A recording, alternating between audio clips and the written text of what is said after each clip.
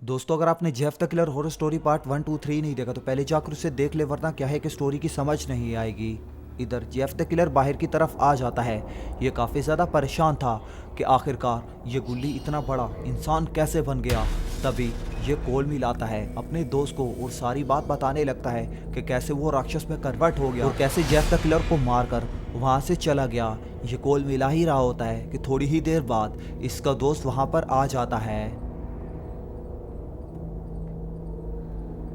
इसका दोस्त इसकी तरफ आने लगता है, जिसका एक बाजू नहीं है, जो कि ज़ॉम्बी है और साथ साथ में डॉक्टर भी है और साथ साथ में मैजिशियन भी है। काफ़ी सारे हुनर इसमें पाए जाते हैं। ये जेफ द किलर के पास आ जाता है और जेफ द किलर इसे अपने सारे दुखड़े सुनाने लगता है।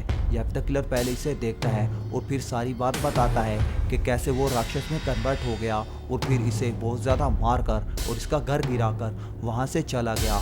तभी ये ज़ॉम्बी इसकी तरफ देखता है। ज़ॉम्बी इसे बताता है कि हाँ भाई, जिस पिंजरे में तूने उसे रखा था वो पिंजरे में ज़्यादा देर रहता है तो उसके बाद उसके ऊपर साइड इफ़ेक्ट होते हैं और काफ़ी ज़्यादा राक्षस बन जाते हैं। जेफ द किलर इसे कहता है, अरे भाई, तू पहले नहीं बता सकता था? तू कितना अजीब इंसान है। तो अगर मुझे पहले बता देता तो मैं उसको उस पर ना रखता और मेरा ये मिशन फेल ना होता। अब मैं तुझे नहीं छोड़ूंगा।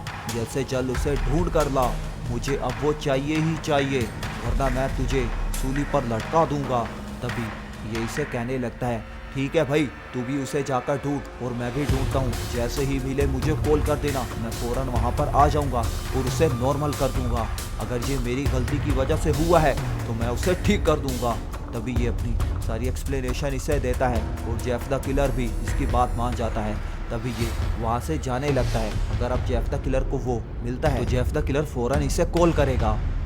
इधर वो वहाँ से चला जाता है और जेफ द किलर भी चला जाता है गुल्ली को ढूंढने के लिए। जेफ द किलर गुल्ली का घर अच्छे तरीके से जानता है कि कहाँ पर है। थोड़ी ही देर बाद ये गुल्ली के घर पहुँच जाता है। जेफ द किलर उसके घर पे आ चुका है। अब जेफ द किलर को अगर गुल्ली में से एक भी मिल गया तो वो उसे उठाकर ले जाएगा और गुल्ली को तो ठीक भी करना है। जेफ द किलर जहाँ पर पहुँच जाता है, लेकिन सामने तो घर का दरवाज़ा ही नहीं है। तभी जेफ द किलर वहाँ पर जाकर रुक जाता है और सामने की तरफ देखने लगता है। अरे ये क्या, दरवाज़ा तो खुला पड़ा है।